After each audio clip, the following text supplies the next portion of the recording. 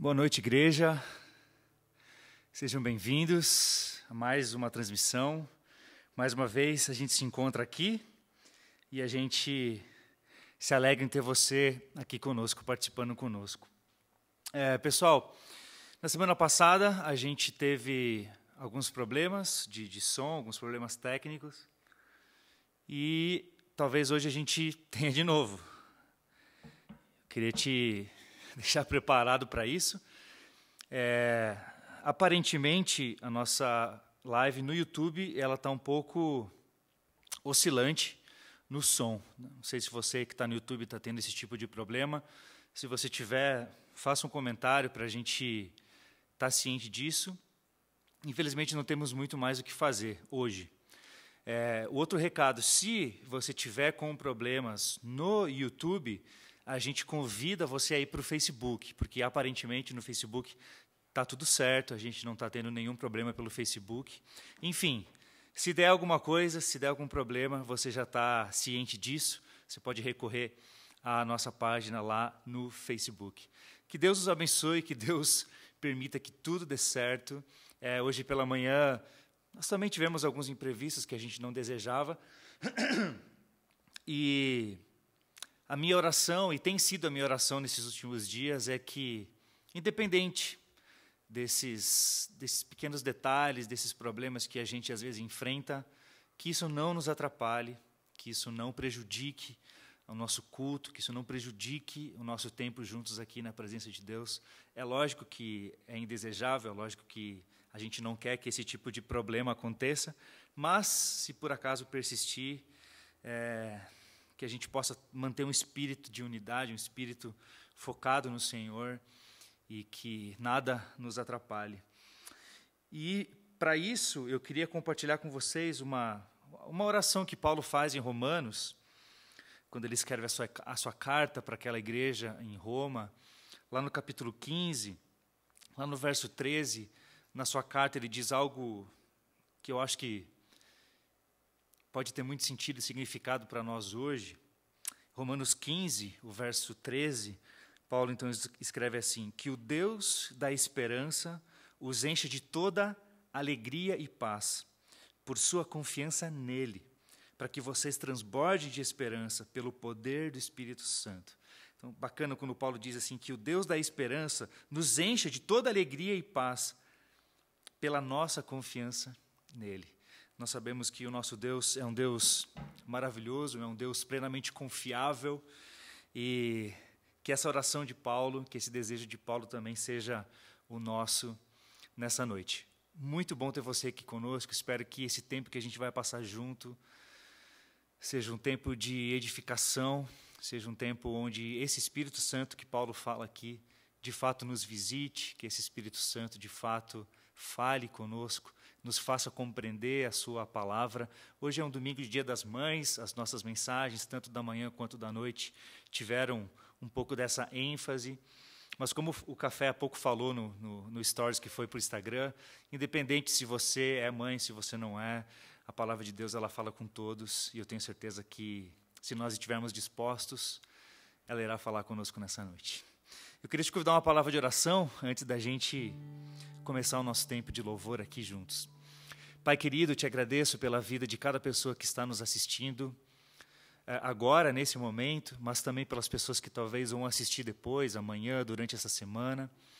Eu oro para que o Senhor esteja com cada um de nós, que a Tua palavra, mais uma vez, faça diferença em nossos corações, em nossa vida, que Tu fales conosco na proporção e na medida de que cada um necessita e precisa, e que a nossa esperança, mais uma vez, seja renovada, seja cada vez mais enriquecida por meio do Teu Espírito Santo, agindo em nossas vidas, Pai. Sê conosco, com cada um de nós, não importa onde nós estejamos, Tu estás conosco, e que Tu venhas e faça aquilo que precisa ser feito nas nossas vidas. Em nome de Jesus. Amém.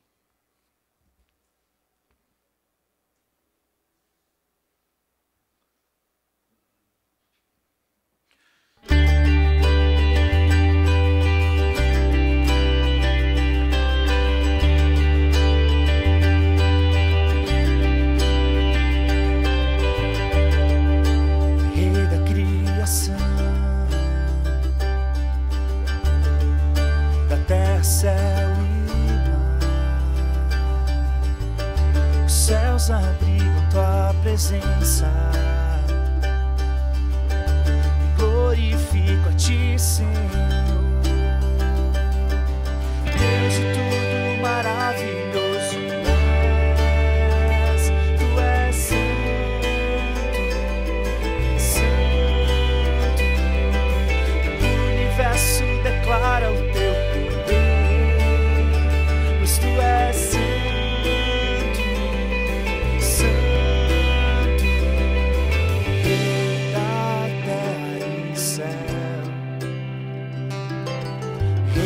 Da terra e céu, cedo de manhã eu contemplo a tua luz. Quando a escuridão chegar, o teu nome eu clamarei. Deus de tudo maravilhoso és. Tu és santo, santo. O universo declara o teu poder, pois tu és santo, santo. Rei da terra e céu,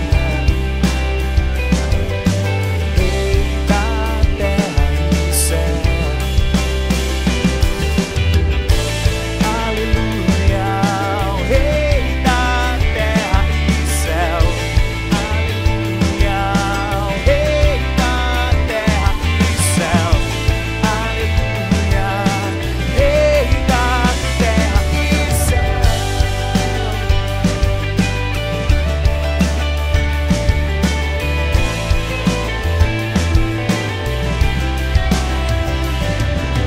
Deus de tudo maravilhoso és. Tu és santo, santo. O universo declara o teu poder, pois só tu és santo, Senhor. Deus de tudo maravilhoso és. Tu és santo,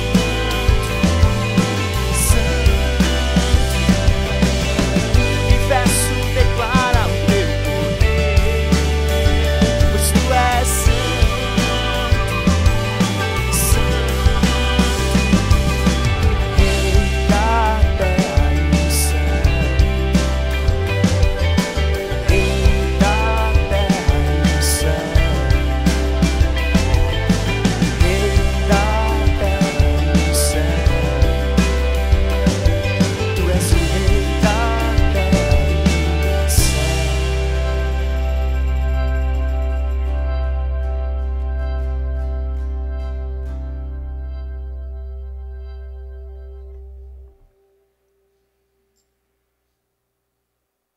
Tá tudo bem?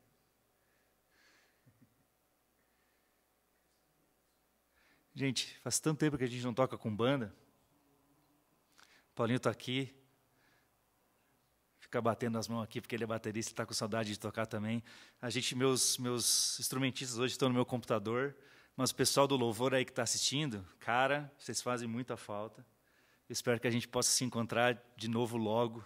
Eu sei que você que não é músico, você não faz parte da equipe de louvor, eu sei que muitos de vocês também estão com saudade de estar aqui e esse momento de louvor ser um momento onde toda a igreja junta canta e adora ao Senhor. Ah, como faz falta, como a gente sente tanto. Mas graças a Deus pela tecnologia que ainda assim pode, de alguma forma, proporcionar um tempo de louvor e adoração a Deus. Ai, meu Deus. Tá aqui, tá certo.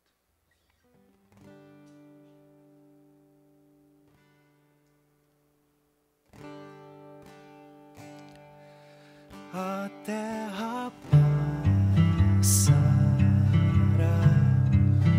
teu amor não mudará, por tua graça, pedra angular.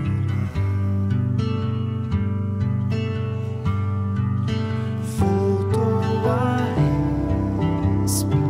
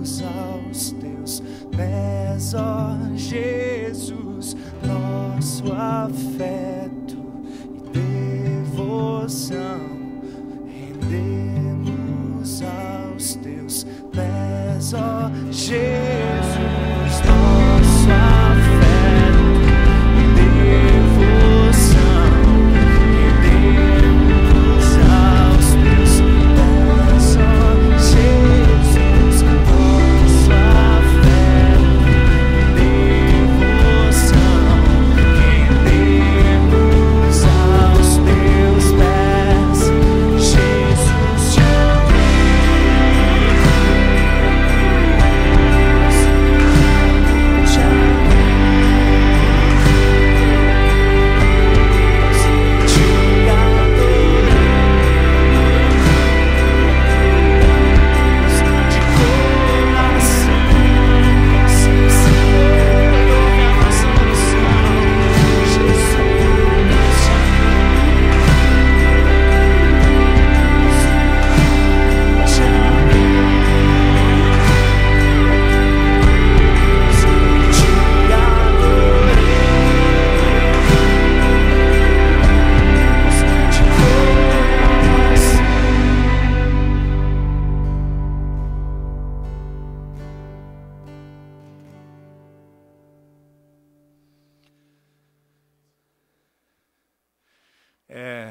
O pessoal está me avisando aqui que o YouTube, infelizmente, não está dando certo. Então, a gente convida você que está nos assistindo pelo YouTube, que você possa migrar, então, para o nosso Facebook. A gente pede a sua compreensão e a gente pede para que você não perca de participar, de se envolver conosco nessa noite, que você, então, acesse o nosso Facebook. A gente vai deixar aí um minutinho para você fazer essa transição, enquanto o café já vai vir aqui, ele tem alguns avisos e também hoje ele vai compartilhar a palavra de Deus conosco. Então, todo mundo para o Facebook, por gentileza.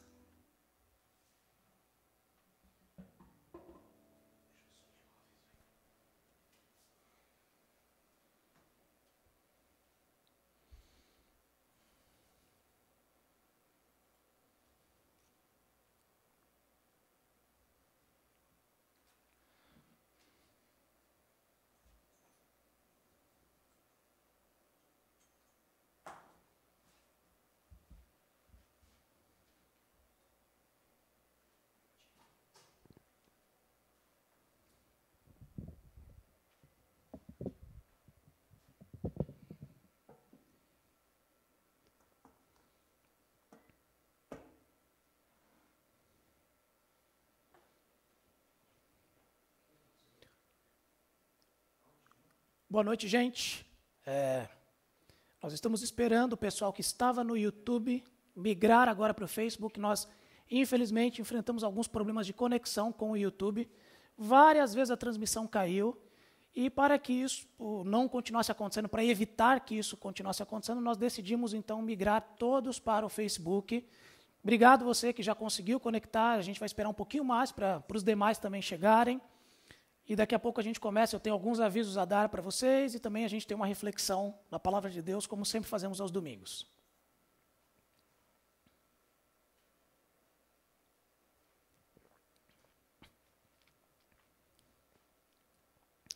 Muito bem. Obrigado para você, pela sua paciência, certo? Obrigado por você ter migrado do YouTube para o Facebook. E eu quero dar um aviso para vocês aqui, que eu considero um aviso muito importante, porque ele diz respeito ao Projeto Soma.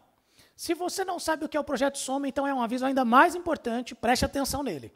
O que é o Projeto Soma? O Projeto Soma é o programa de formação bíblica que a Igreja Batista do Itaim oferece. Então, para aqueles que querem conhecer mais a Bíblia, querem conhecer mais sobre teologia, mais sobre a história da Bíblia, os personagens bíblicos, o Projeto Soma, ele é este local onde acontece o programa de formação bíblica da nossa igreja. Nós já temos caminhado aí por mais de 2 anos e nós interrompemos as aulas presenciais por conta das recomendações dos órgãos públicos com a relação a isolamento social, com não termos aglomerações, e por isso nós interrompemos. Mas não dá mais para esperar. Já faz muito tempo que a gente não está se encontrando, então nós estamos retomando as aulas do Projeto Soma. Domingo que vem, dia 17 de maio, às 10 horas da manhã, no horário em que normalmente ele já acontecia, nós iremos nos reunir, com a diferença que dessa vez nós vamos nos reunir remotamente. Será uma aula virtual. Nós vamos utilizar a plataforma do Google Meet. Se você vai usar um laptop ou um computador, você não precisa fazer nada, instalar nenhum aplicativo, mas se você vai utilizar o seu celular ou o seu tablet, você já pode, desde já, fazer o download desse app do Google Meet, porque será nele que nós vamos ter a nossa sala de aula virtual, ok? Como é que vai funcionar, gente? Você que nunca participou, você que quer convidar alguém, vocês podem participar da aula, só que para isso, para ingressar na sala de aula, é preciso que cada um receba o link para a aula. Esse link para a aula será enviado para cada um por e-mail ou por WhatsApp, e só com ele é que o aluno terá acesso à sala de aula virtual. Então é fundamental. Você não vai conseguir participar do Projeto Soma se você não receber esse link que dará a você, então, acesso à sala de aula virtual. Com esse link, você irá clicar nele e ele irá te levar, então, para a seguinte página. Num computador ou num laptop, você vai ver ali uma página como aquela e tudo o que você terá que fazer é clicar naquele botão verde para participar da aula. E você já estará participando da aula do Projeto Soma. No caso de celulares ou tablets, é algo semelhante também. Você só tem que clicar no botão verde que você, então, participará da aula. Mas lembrando, só quem receber o link. Por isso, a parte mais importante do meu aviso é essa última. Para você participar da aula, você precisa, durante a próxima semana, mas eu recomendo que você faça isso desde já, pode fazer isso hoje à noite, pode fazer isso quanto antes. Você precisa enviar o seu nome completo e o nome completo dos outros alunos que, porventura, venham a participar também aí com você na sua casa. Nome completo e o e-mail de cada um para o nosso número de WhatsApp, ok? O WhatsApp da igreja é 11 99749 2764. Envie o seu nome completo e o nome dos demais alunos que participarão da aula, junto com o e-mail de cada um para o nosso WhatsApp. Porque, tendo o seu e-mail e tendo também o seu contato por WhatsApp, nós enviaremos o link da aula e apenas com o link da aula é que você terá acesso à sala de aula virtual, ok? Se você tem interesse, envie a mensagem para nós aqui pelo WhatsApp, seu nome completo, seu e-mail. Nós enviaremos um link para você, também enviaremos um passo a passo para que não fique confusão nenhuma e todos nós possamos nos encontrar aqui no domingo que vem, às 10 horas da manhã, na retomada do Projeto Soma. Eu conto com vocês lá, ok? Muito bem, meus amigos. Hoje nós tivemos um Dia das Mães bastante diferente. E nós vamos interromper a nossa série Moral da História e nós vamos conversar um pouco sobre os anseios relacionados a um coração de mãe, a uma mãe específica na Bíblia. Quando nós falamos de Dia das Mães, nós inevitavelmente estamos lidando ali com anseios. Melhor dizendo, quando nós falamos de maternidade, nós estamos falando de anseios. Há aqueles que têm o anseio por serem mães. Há aquelas que querem ser mães e não conseguem, não podem. Isso não se concretiza em suas vidas. E há aquelas que, sendo mães, têm o anseio de encontrar-se com seus filhos, como aconteceu com a minha mãe hoje, provavelmente com a sua, mas por conta do nosso momento de isolamento social, isso não foi possível. Há mães que não estão apenas distanciadas socialmente dos filhos, mas estão distanciadas emocionalmente dos seus filhos, e há um anseio, talvez de ambas as partes, por um reencontro extremamente significativo. E há também aquelas pessoas que pensam em filhos? De maneira nenhuma. Eu não quero isso de jeito nenhum, então é um anseio pela não maternidade. O fato, meus amigos, é que quando nós falamos da figura da mãe, nós estamos falando de um turbilhão, de uma variedade de anseios. E hoje eu quero conversar com vocês sobre isso, anseios e certezas que a Bíblia nos dá. E nós vamos ver como é que o Evangelho ele foi descoberto na vida de uma mãe específica da Bíblia. Então eu convido você a acessar aí a sua Bíblia, abri-la, para que nós possamos ler juntos uma história que está no início do livro de 1 Samuel, capítulo 1. Lá nós seremos apresentados a uma personagem chamada Ana. E essa história começa nos mostrando Ana numa situação de desespero. Ok? Vamos ler o texto juntos ali. Havia certo homem chamado Eucana. Ele tinha 2 mulheres. Uma se chamava Ana e a outra Penina. Penina tinha filhos. Ana, porém, não tinha. Todos os anos esse homem subia da sua cidade a Siló para adorar e sacrificar ao Senhor dos Exércitos. No dia em que Eucana oferecia sacrifícios, dava porções à sua mulher Penina e a todos os filhos e filhas dela. Mas a Ana dava uma porção dupla, porque a amava, mesmo que o Senhor a houvesse deixado estéril. E porque o Senhor a tinha deixado estéril, sua rival a provocava continuamente a fim de irritá-la. Isso acontecia ano após ano, sempre que Ana subia à casa do Senhor, sua rival a provocava, e ela chorava e não comia. Percebam a situação e como é que Ana nos é apresentada no relato bíblico. Ana é uma mulher em desespero. E qual é o problema de Ana, meus amigos? Ana, ela é incapaz de gerar filhos. Ana é estéril. E ainda que isso seja algo devastador para algumas pessoas ainda nos dias de hoje, acredite em mim, naquela época isso era algo muito pior. Porque a cultura daqueles dias considerava que uma mulher sem filhos, ela valia tanto quanto uma mulher morta. A infertilidade da esposa era um dos motivos legítimos para o divórcio naqueles dias. E por que é que era tão crucial que as famílias tivessem filhos naqueles dias? Basicamente por 3 razões. Em primeiro lugar, porque Israel era uma sociedade agrária. E isso significa que quantos mais filhos uma família tem, mais gente trabalha na terra, maior é a colheita, maior é o lucro e maior é o status social que a família possui. Portanto, filhos garantiam para a família estabilidade financeira e também uma alta posição na sociedade. Em segundo lugar, porque naqueles dias não havia algo como a previdência social ou a seguridade social. Não, meus amigos, filhos, eles eram o plano de aposentadoria do mundo antigo. Quanto mais filhos um casal tinha, mais certo esse casal estava de que seria cuidado por alguém no futuro. Em terceiro lugar, filhos eram tão importantes porque ter filhos era necessário para a sobrevivência da nação. A economia e o exército de Israel eram completamente dependentes de haver mais pessoas nascendo.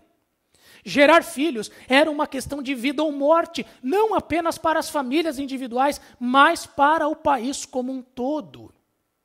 Por conta disso, meus amigos, naquela cultura, mulheres que geravam vários filhos, elas eram tratadas com honra. Elas eram heroínas para aquela sociedade. Mas mulheres que não eram capazes de gerar filhos, elas se sentiam inúteis. Sentiam vergonha ao invés de honra. E elas eram olhadas com pena ao invés de respeito. Na Bíblia, meus amigos, infertilidade é sinônimo de desespero. Por quê? Não há um futuro previsível. Porque não existe uma capacidade humana para garantir o futuro. É verdade que hoje poucos dão assim tanto valor para filhos. Mas nós tendemos a colocar mais valor, por exemplo, no tipo de emprego que uma pessoa tem, ou então onde uma pessoa estudou, ou então na sua aparência. Mas pense comigo e tente se colocar aqui no lugar de Ana, na pele dela. Em uma cultura que atribui todo o significado e segurança de uma mulher aos seus filhos, ela não podia ter filhos. Em outras palavras, ela não tinha significado, ela não tinha vida, ela não tinha esperança. E para piorar as coisas, meus amigos, a outra esposa de Eucana, uma mulher chamada Penina, ela tinha muitos filhos. E o texto nos diz que todos os dias Ana era confrontada com o seu fracasso por sua rival, que sempre estava disposta a esfregar isso na sua cara. O texto que lemos diz que Penina a provocava. Agora, isso é uma tradução muito imprecisa do termo hebraico usado aqui no original. Porque o termo usado aqui significa literalmente provocar uma tempestade. Significa trovejar. Aqui, a palavra usada é a mesma palavra que descreve alguém que foi pego no olho de um furacão. E, na verdade, meus amigos, esse é o único lugar de toda a Bíblia em que essa palavra não é usada para descrever uma tempestade, mas é usada para descrever o modo como um ser humano trata o outro. Portanto, uma boa tradução seria atormentar. Porque é isso que Penina fazia com Ana. Criava tormentas, furacões, tempestades na vida de Ana. Em outras palavras, meus amigos, as emoções de Ana estavam em tempestades, atormentadas, em turbilhão. E ela não encontrava alívio dessas incansáveis, dessas contínuas recordações da sua infertilidade. Ana estava profundamente angustiada, tanto que o texto diz que ela se recusava até a comer. Será que você já se sentiu assim? Tão triste, tão aflito, noites em claro, desespero, sentimento de estar quebrado, sentimento de ser um fracasso, sem esperança. Porque, meus amigos, sentir-se assim não é exclusividade de Ana. Eu e você sabemos muito bem o que é nos sentir assim. E o que nós vemos na continuação do texto é que aparece então aqui o marido de Ana oferecendo para ela aquilo que nós vamos chamar de o romance redentor. No verso 7 nós temos ali, Eucana, seu marido, lhe perguntava, Ana, por que você está chorando? Por que não come? Por que está triste? Será que eu não sou melhor para você do que 10 filhos? Olha, eu sei que Eucana não foi exatamente o marido mais sensível do mundo com o que ele falou aqui. Mas nós precisamos reconhecer o esforço dele. Ele está tentando ser um bom marido. Ainda que ele não tenha tido assim muito tato, mas ele está tentando ajudar. Ele está dizendo, Ana, meu amor, você pode não ser capaz de gerar filhos, mas eu te amo. E o meu amor por você é melhor do que 10 filhos. E o texto mostra que, como prova do seu amor, o que é que Eucana fazia? Eucana dava para Ana uma porção dupla, uma porção dobrada de comida. O que claramente é uma demonstração de amor, não é, mulherada? Pensem comigo, imagina a cena. Eucana sentado ali com as suas 2 esposas, com os filhos, e ele está ali distribuindo comida, então ele se aproxima de Ana. E enquanto ele se aproxima de Ana, ele dá uma piscadinha para ela e lhe serve 2 fatias de pizza, não apenas uma. Mulherada, sintam-se livres para sonhar. Sonhar com um homem que não implica com quanto você come. Sonhar com um homem com quem você não precisa fingir que come pouquinho. Agora, falando sério, Eucana, ele tentava oferecer para Ana algum tipo de alívio, algum tipo de salvação, algum tipo de redenção romântica, dizendo para ela que, por meio do seu amor, ele seria capaz de preencher o vazio na alma dela. Mas a solução romântica de Eucana, meus amigos, falhava miseravelmente em lidar com a ferida de Ana. Porque ano após ano, eles continuavam indo oferecer o sacrifício. Ano após ano, ele oferecia a ela a porção dobrada de alimentos. E isso não conseguia acalmar as tormentas do seu coração. E sempre é assim, com as soluções frágeis que a nossa cultura tenta oferecer para os problemas da nossa alma, para os problemas da nossa vida. Sempre é assim, sempre é insuficiente. Assim como Ana, nós nos encontramos cercados, rodeados por peninas, que nos dizem que nós nunca teremos valor, a não ser que nós realizemos, a não ser que nós conquistemos certas coisas. Nós precisamos de uma educação de ponta, nós precisamos de um apartamento amplo, nós precisamos de um parceiro que realmente nos valorize. Mas quando nós falhamos em atingir todas essas expectativas, nós nos sentimos indignos, vazios, insatisfeitos. E muitas vezes nós buscamos realização, nós buscamos sentido, nós buscamos significado nos relacionamentos românticos. O parceiro romântico se torna o ideal divino para preencher a nossa vida. O que é que nós procuramos quando nós elevamos um parceiro romântico a essa posição de um pequeno Deus que irá nos preencher? Nós queremos aquilo que apenas Deus pode nos dar. Nós queremos salvação, nós queremos redenção, nada menos que isso. Nós queremos que o nosso parceiro romântico, ele nos livre das nossas falhas, das nossas inadequações, do nosso sentimento de nulidade. Então nós passamos a pensar que um bom romance, ou então o prazer do sexo, eles são melhores do que 10 filhos. Eles são melhores do que qualquer coisa que exista. E pense comigo, é exatamente essa mensagem que nós continuamente recebemos dos filmes, das músicas, da cultura vigente. All you need is love. All you need is love. O final, no entanto, meus amigos, é trágico. Porque nenhuma relação humana pode suportar o fardo das expectativas divinas. Nenhum ser humano foi feito para amar e ser amado como um Deus. Há outros que aliviam a dor com drogas e álcool. Há outros que simplesmente adotam uma atitude de cinismo e indiferença. Mas bem lá no nosso íntimo, nós sabemos que nenhum romance humano pode nos preencher. Que nenhuma droga, nenhuma bebida, nenhum vício pode nos satisfazer e que nenhum cinismo ou indiferença pode nos proteger. Nós nos apegamos a salvadores impotentes, porque nós pensamos que eles são as melhores opções que nós temos. Mas a história de Ana, a sua dor e as suas vãs tentativas de encontrar alívio, não é a história apenas dela.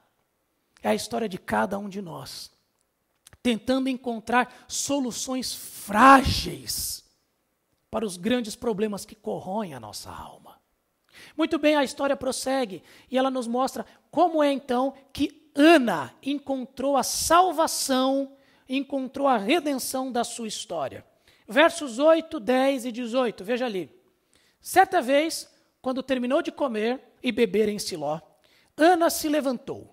Verso 10. E fez um voto dizendo: Ó Senhor dos exércitos, se tu deres atenção à humilhação de tua serva, te lembrares de mim e não te esqueceres de tua serva, mas lhe deres um filho, então eu o dedicarei ao Senhor por todos os dias de sua vida, e o seu cabelo e a sua barba nunca serão cortados. Então ela seguiu seu caminho, comeu, e o seu rosto já não estava mais abatido. O verso 8, o primeiro verso que lemos agora, ele mostra para nós o ponto de virada na história de Ana. Mas é um ponto de virada tão sutil que muitas vezes nós sequer percebemos o que está acontecendo aqui. O texto diz o seguinte: Ana se levantou. Ana se levantou. Mas, meus amigos, esse não é apenas um detalhe secundário da história. Como se o autor estivesse dizendo assim que Ana terminou de comer, se levantou da mesa e foi até a sala da casa. Não. Essa palavra aqui, se levantou, indica uma ação decisiva. Uma resolução. É mais ou menos dizer assim, Ana se levantou, ou seja, ela se posicionou. Ela fez uma decisão. Algo havia mudado em Ana. E o que é que havia mudado nela? Nós descobrimos a sua decisão, o que mudou nela, quando nós lemos o voto que ela fez com Deus. E o voto que nós lemos nos mostram ali 2 elementos que são muito importantes para entendermos o que está na sua decisão. O primeiro elemento, meus amigos, é que ao pedir a Deus que se lembre dela, Ana mostra que ela entende que Deus se importa com a apelo, até mesmo de uma simples camponesa estéril. Alguém a quem todos os demais consideram um fracasso. Ela revela com isso a confiança de que Deus se importa, e se importa com pessoas pequenas, pessoas quebradas, pessoas fracassadas. Ana entende que Deus é tão compassivo, Deus é tão bom, que se importa até com gente como ela. Meus amigos, isso é fé. Isso é fé na bondade, é fé na graça de Deus, é fé num Deus que é cheio de compaixão e sempre é presente para ajudar o fraco, para ajudar o quebrado, para ajudar aquele que reconhece seu fracasso. Mas há um segundo elemento no voto de Ana que é importante para entendermos a sua decisão. Ela não apenas reconhece quem é Deus, mas ela também se propõe a devolver a Deus qualquer filho que Deus porventura desse a ela. Isso fica evidente num detalhe que fala sobre o cabelo e a barba do menino nunca serem cortados.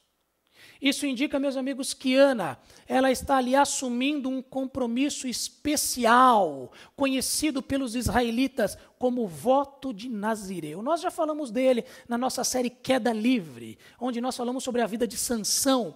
Sansão era alguém que também tinha um voto de Nazireu e quebrou esse voto de todas as maneiras possíveis. Deixe-me reexplicar o que é o voto de Nazireu, então. O voto de Nazireu, ele era um compromisso especial que homens de Israel faziam quando queriam servir a Deus como sacerdotes em seu santuário. A lei de Israel dizia que apenas os que pertenciam à tribo de Levi é que podiam ser sacerdotes. No entanto, se um homem de alguma das outras tribos desejasse servir a Deus como sacerdote no santuário, ele tinha que então adotar o voto de Nazireu, para que ele se consagrasse para a tarefa. O voto de Nazireu era, portanto, um compromisso, mas era um compromisso temporário. Paulo adotou esse voto durante um tempo da sua vida. João Batista também. No entanto, Ana consagrou seu filho para a vida toda. Quando Ana faz isso, ela está renunciando a todos os direitos sobre o seu filho para deixá-lo viver no santuário e servir a Deus para sempre. Ao fazer esse voto, Ana está renunciando a tudo que seria valioso quanto a ter um filho. Pensem comigo, seu filho não iria crescer em sua casa. Ele não seria para ela um suporte emocional nos momentos difíceis. Ele não estaria disponível para cuidar dela em sua velhice. Ana orou pedindo um filho a Deus, mas ela renunciou a todos os benefícios que um filho poderia trazer para ela. E ainda assim, no verso 18 que lemos, diz o seguinte: Ana seguiu seu caminho, comeu e o seu rosto já não estava mais abatido. Percebam a grandeza disso. Ela se alegrou antes mesmo de ter um filho. E mesmo sabendo que, se ela tivesse um filho, ela teria que renunciar a tudo que antes ela esperava obter, ela esperava encontrar em um filho. Isso nos mostra algo fantástico sobre o coração de Ana. A alegria de Ana não dependia mais de ter ou não um filho. A alegria de Ana agora se encontrava em Deus, o Deus da sua salvação. E essa descoberta ancora a sua alma a uma rocha que silencia as tormentas, o turbilhão do seu coração. Se nós fôssemos pensar na ordem que os eventos deveriam ter acontecido, a ordem na nossa cabeça seria, em primeiro lugar, a Ana ora, segundo lugar, a Ana engravida, e então, apenas em terceiro lugar, é que a Ana se alegra. Mas não é isso que o texto bíblico nos mostra. A ordem dos eventos é outra. Em primeiro lugar, Ana ora. E depois, em segundo lugar, Ana já se alegra. E em terceiro e último lugar, é então que Ana engravida. E, meus amigos, essa mudança na ordem dos eventos diz muito para nós. Ana encontrou alegria quando encontrou suas mais profundas necessidades satisfeitas em Deus. Por meio da fé, Ana encontrou uma fonte de alegria e segurança maior do que a sua esperança por filhos. Ela encontrou o próprio Deus.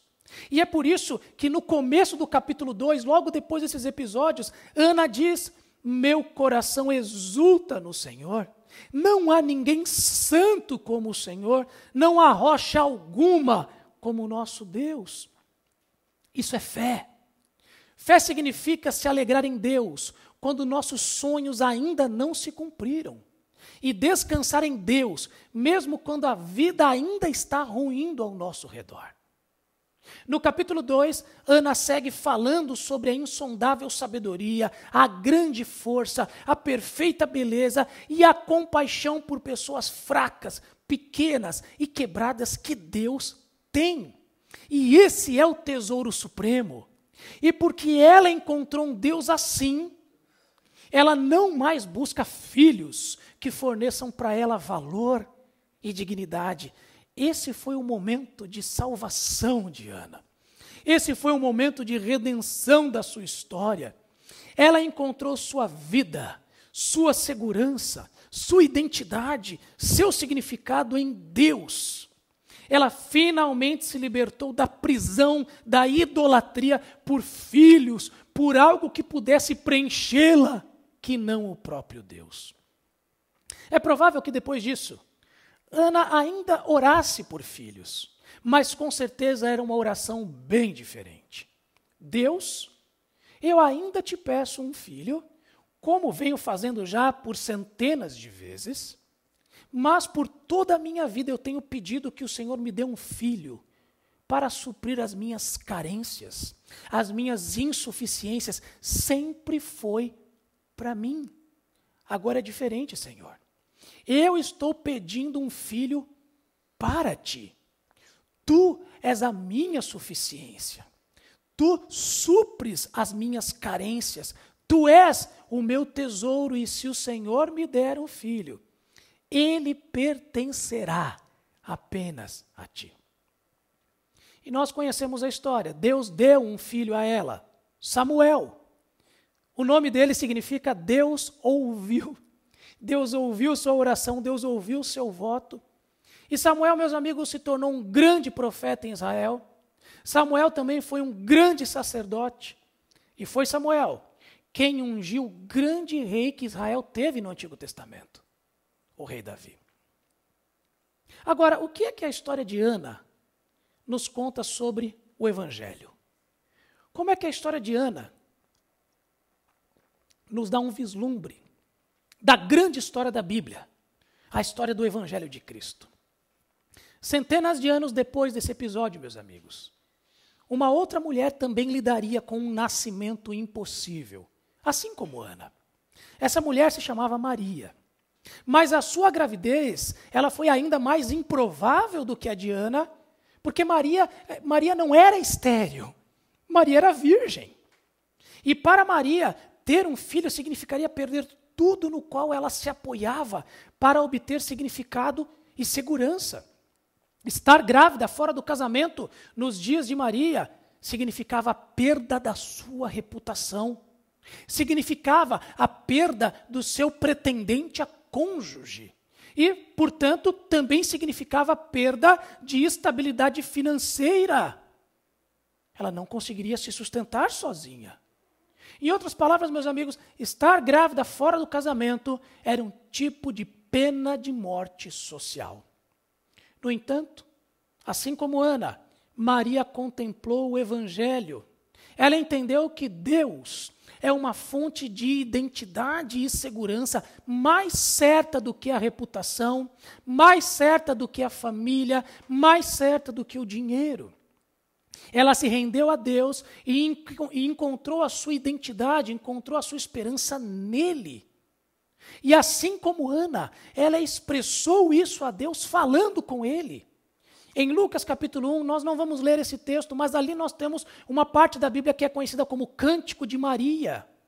E Maria, com palavras quase que idênticas às palavras de Ana, ela declara que a segurança e o significado de sua vida se encontra em Deus, no Deus que se importa com os quebrados, com os pequenos, com os fracassados, se importa tanto a ponto de se entregar por eles.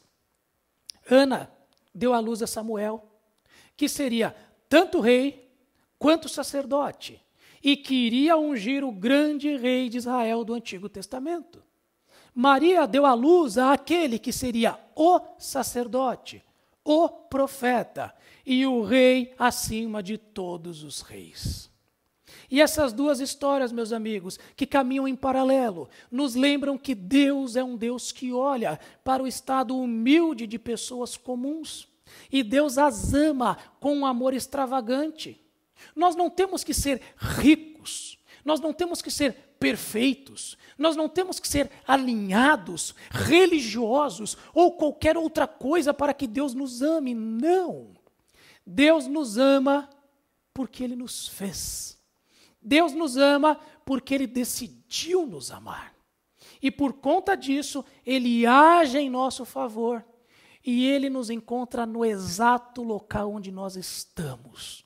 Com os nossos fracassos, com as nossas infertilidades, com as nossas incapacidades. A história de Ana não fala apenas de uma mulher, seu marido e um filho milagroso. A história de Ana fala de pessoas perdidas. Nós também somos assim. E como Jesus veio em favor destas, para salvá-las. Meus amigos, essa é a mensagem de toda a Bíblia.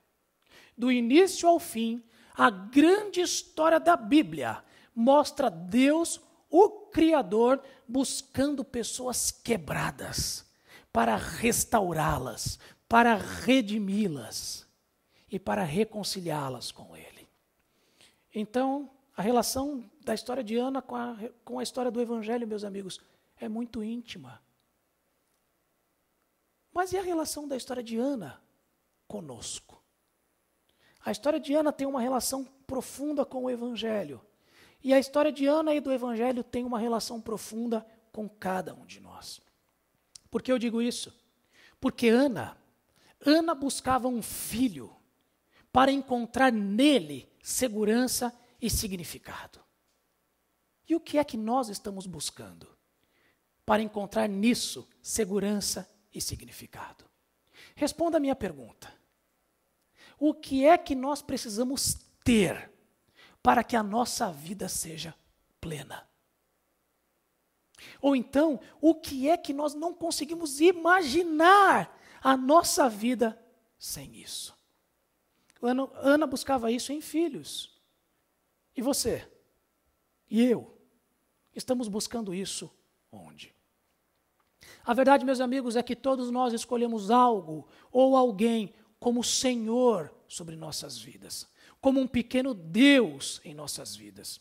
Isso é verdade para todas as pessoas, tanto para aquele sujeito que é extremamente religioso, quanto para aquele sujeito que odeia a religião, o irreligioso. Sabe por quê? É igual para os dois. Porque o irreligioso, ele precisa de algo ao invés de Jesus. E ele busca isso no dinheiro, na fama, na família, mas ele também precisa de algo. Ele também segue deuses, embora possa até se declarar um ateu. Por outro lado, o religioso, aquele sujeito que está apegado ao seu desempenho, para que por meio do seu desempenho impecável, Deus se veja então obrigado a aceitá-lo. O religioso também precisa de algo além de Jesus. Porque ele não olha para o sacrifício de Jesus como suficiente para que ele seja redimido. É o sacrifício de Jesus, mais a minha performance impecável. Nem o religioso, nem o irreligioso estão entendendo o Evangelho. Porque o Evangelho diz que Jesus é suficiente. Ele é a vida, Ele é a estabilidade, Ele é a segurança que tanto precisamos e tanto buscamos. Isso nos traz, portanto, algumas aplicações práticas para a nossa vida. para o nosso dia a dia, em primeiro lugar, muitas das nossas feridas e decepções vêm da busca por outro Deus que não Deus. Quando nós estamos desapontados, feridos, estressados, esses sentimentos indicam que nós temos escolhido outro Deus que não Deus. Esses sentimentos são mais ou menos como a fumaça. Sabe o ditado? Onde há fumaça, há fogo. Então esses sentimentos eles são como a fumaça. Siga a fumaça e você encontrará ali a fonte do fogo. Siga esses sentimentos e você encontrará os altares que nós temos construído para as coisas ou para as pessoas que nós adoramos, os nossos pequenos deuses. Isso é muito comum nos relacionamentos românticos, onde as pessoas colocam altas expectativas em relação ao seu parceiro. Elas desejam que o parceiro as preencha e funcione como um pequeno Deus em suas vidas. No entanto, quando o parceiro as decepciona, o seu mundo se despedaça. Meus amigos, pessoas amargas e inseguras não se tornam melhores porque encontraram um parceiro amoroso, não. Elas se tornam apenas pessoas amargas e inseguras que agora têm um parceiro amoroso. A realidade dos fatos não muda. Problemas como solidão, problemas como insegurança, não são curados pelo amor de outro ser humano por nós. Não, as tormentas da nossa alma só são curadas pelo amor extravagante de Deus por nós. Segundo lugar, precisamos entender que Deus é melhor do que muitos e você preenche a lacuna aqui com aquilo que você entende que é valioso demais para você. Deus é melhor do que muitos. Qualquer item cabe aqui. A história de Ana, ela não diz que se você confiar em Deus e se você pedir a Ele coisas por muito tempo, de modo insistente, então Deus te dará tudo o que você pediu. Não. A história de Ana não diz isso. Agora, isso não significa que nós não devamos orar a Deus diante das situações difíceis. Não, nós devemos orar, mas nós precisamos entender que nós não devemos nos aproximar de Deus pensando que nós podemos obrigar Deus a nos dar aquilo que nós queremos, apenas porque nós pedimos com mais fé, com mais intensidade. A atitude de Ana mudou antes mesmo dela ficar grávida. E, meus amigos, ela teria permanecido alegre, mesmo que Deus não tivesse lhe dado nenhum filho. Muitos entre nós jamais terão filhos, ou por opção, ou porque Deus não está permitindo que isso ocorra. Alguns de nós jamais terão filhos, por mais que estejam pedindo isso a Deus. Alguns de nós jamais serão ricos. Alguns nunca serão curados de suas doenças. Pelos padrões do mundo, nós podemos morrer inférteis, incapazes, fracassados. No entanto, se nós temos Deus, nós temos o suficiente. Deus é melhor do que muitos e qualquer coisa se encaixa aqui. Se nós temos Deus, nós temos o suficiente. Meus amigos, quem tem Deus tem tudo o que precisa. Deus é significado. Deus é estabilidade. Se o Deus amoroso e todo-poderoso está na vida de alguém, a aprovação dos outros se torna insignificante. Se o Deus amoroso e todo-poderoso está na vida de alguém, então o futuro dessa pessoa está nas mãos de alguém confiável. Se o Deus amoroso e todo-poderoso está na vida de alguém, esse alguém pode enfrentar as mais duras lutas. Por quê? Porque Deus é suficiente. Essa é a equação da vida. Deus mais nada é igual a tudo. É isso que Ana entendeu nessa história. Terceira aplicação sobre como essa história diz respeito a nós, precisamos entender que infertilidade em uma área da nossa vida não significa abandono por Deus. Todos nós já ouvimos aquela voz interior que nos diz que os problemas que nós estamos enfrentando, eles são Deus nos castigando pelo nosso pecado. Você já ouviu essa voz? Todos nós já nos sentimos abandonados por Deus. E quando nós quando nós enfrentamos momentos de infertilidade em áreas da nossa vida, momentos de debilidade, nossa reação natural é pensar que Deus está nos abandonando, que Deus tem nos abandonado. E por mais que essa seja uma reação natural, meus amigos, essa não é uma reação bíblica. Essa não é uma reação correta. O Evangelho é Jesus Cristo, Ele sendo abandonado por Deus em nosso favor. Quando Cristo morreu naquela cruz, Ele assumiu a nossa infertilidade, a nossa debilidade, a nossa desesperança. Cristo foi abandonado para que nós nunca precisássemos ser. E quando nós nos aproximamos da cruz, nós descobrimos que tudo isso foi derrotado de uma vez por todas. Ainda que hoje nós experimentemos infertilidade e debilidade em áreas da nossa vida, nós sabemos que por causa de Jesus nós podemos enfrentá-las, porque nós sabemos que Deus é por nós. Deus não tem nos abandonado em nossa hora mais difícil. Ele está presente nessa hora.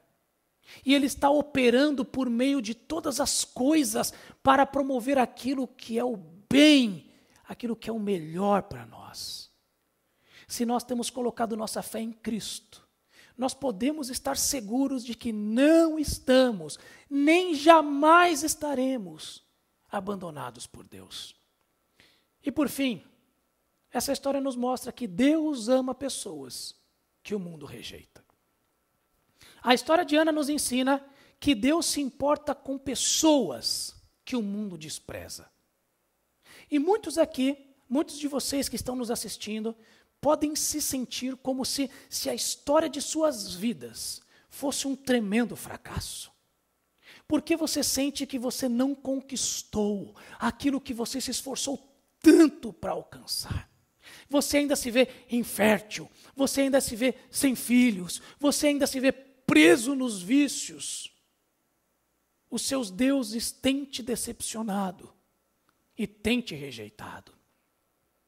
Meus amigos, em momentos assim, nós precisamos da fé como a de Ana. Precisamos ser lembrados de que Deus se importa conosco, tanto que se entregou por nós. Ele fez de nós o seu tesouro pessoal, para que ele se tornasse o nosso maior tesouro. E essa é a mensagem da Bíblia. Deus se importa com os fracassados. Deus se entrega pelos quebrados. Não há consolação maior para aqueles que sentem que o mundo os tem rejeitado do que saberem que Deus os acolheu. Meu irmão, minha irmã, que nessa noite, ao olhar para aquela cruz, você encontre o amor do Deus que vem em favor de cada um de nós. E que você entenda, Deus não tem nos abandonado, mas Deus deseja nos reaproximar, nos reconciliar com Ele. Independentemente de qual seja a sua situação, de qual seja a sua debilidade, a sua infertilidade, que você entenda e que você possa dizer, como Ana, não há rocha alguma como o nosso Deus. Que seja Ele o seu apoio, que seja Ele a base, que seja Ele a razão, o significado da sua existência, para que você então, tendo aquilo que tanto almeja, ou não tendo isso, encontre plenitude de vida, porque tendo a Deus, nós temos tudo o que necessitamos para a vida e para a piedade. Eu quero orar com você nesse momento. Santo Deus, nós louvamos a Ti, porque por mais que nós por tantas vezes estejamos buscando significado, realização naquilo que não satisfaz, o Senhor ama, mesmo pessoas como nós, debilitadas, inférteis, incapazes. E o Senhor venha em nosso favor, o Senhor nos torna o teu tesouro pessoal, para que nós possamos então olhar para ti e ter em ti o nosso grande tesouro. Obrigado porque o Senhor operou essa mudança de mentalidade em Ana. Obrigado porque o Senhor operou essa mudança de percepção em Maria. E obrigado porque o Senhor opera essa mudança em cada um de nós. E nós pedimos que a cada dia nós possamos olhar para ti, para a grandeza do que é ter o Deus Criador dos céus e da terra, se entregando por nós, nos amando, promovendo uma reconciliação que por nós seria impossível, que nós olhemos para a grandeza de tudo isso e nós ergamos nossas mãos aos céus, louvando a Ti por tão grande privilégio, por tão grande salvação, e nós entendamos que por mais que a vida ao nosso redor esteja ruindo, a nossa leve e momentânea tribulação, ela deve produzir em nós um peso de glória. Ela deve nos levar a contemplar ainda mais a grandeza, a maravilha do que é termos a certeza de que não é nesse mundo de fracassos, de limitações e tristezas que se encontra o nosso destino final. Nosso destino está em Ti, numa eternidade contigo, que nós já podemos desfrutar desde agora e para todo sempre. Que essa mentalidade permeie a nossa compreensão da vida, quando nós estivermos lidando com as situações de tempestade, com as tormentas, com os turbilhões. Oramos assim em nome de Jesus. Amém.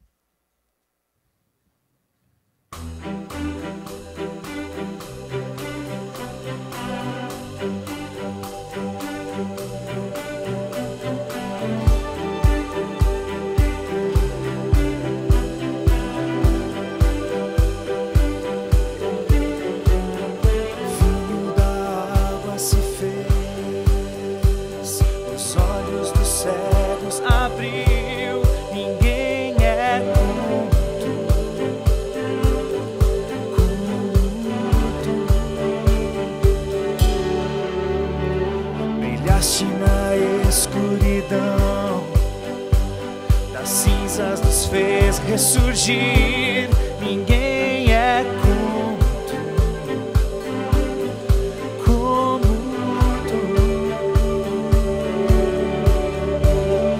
Deus, tu és grande, és invencível, mais elevado que qualquer outro. Tu és a cura, grande em poder, nosso Deus, nosso Deus.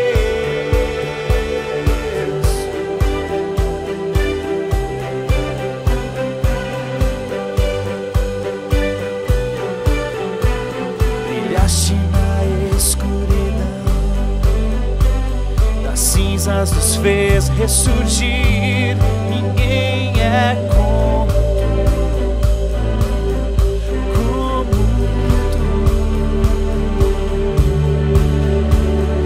Deus, tu és grande, és invencível, mais elevado que qualquer outro.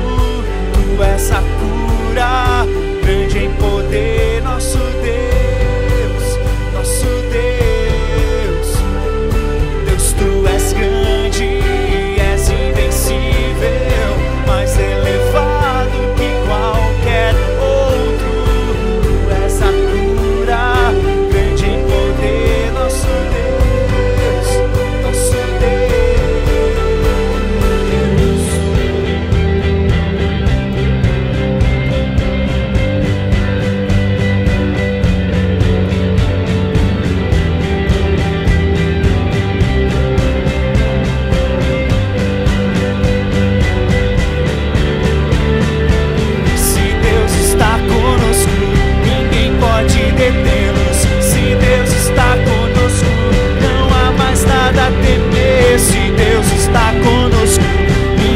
pode deter-nos. Se Deus está conosco, não há mais nada a temer.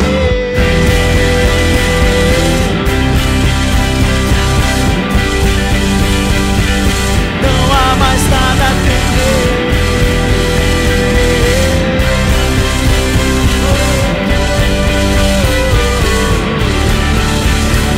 Deus, tu és grande, és invencível, mais elevado que qualquer outro.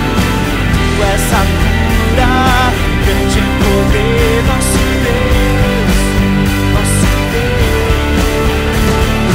Deus, tu és grande, és invencível, mais elevado que qualquer outro. Tu és a cura, grande em poder, nosso Deus, nosso Deus. Se Deus está conosco, ninguém pode deter-nos. Se Deus está conosco, não há mais nada a temer. Se Deus está conosco, ninguém pode deter-nos. Se Deus está conosco, não há mais nada a temer.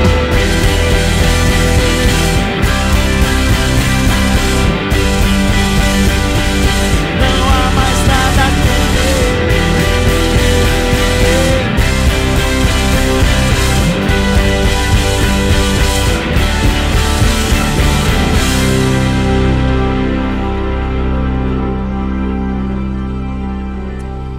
Amém. Foi muito bom ter você conosco nessa noite mais uma vez. Obrigado por ter participado e ter nos assistido. A gente espera te encontrar aqui de novo no próximo domingo. Que Deus te abençoe e te dê uma excelente semana.